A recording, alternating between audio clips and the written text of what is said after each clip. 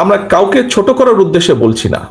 তবে এটাই তো বাস্তব। আমরা দেখেছি গত কিছুদিন যাবৎ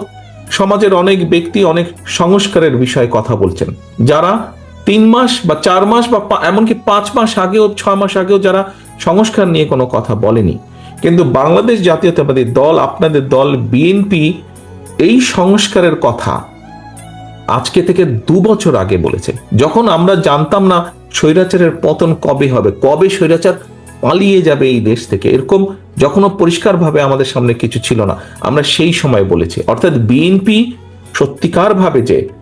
আমরা হয়তো অনেক কিছু অতীতে যখন দেশ পরিচালনার সুযোগ ছিল আমাদের হাতে, হয়তো সবকিছু যা যা বলেছি আমরা করতে পারিনি, হয়তো অনেক কিছু করতে পারিনি, অনেক কিছু করেছি আবার অনেক কিছু করতে পারি, কিন্তু তারপরেও বিএনপি যে দেশের কথা চিন্তা করে, দেশের মানুষের কথা চিন্তা করে,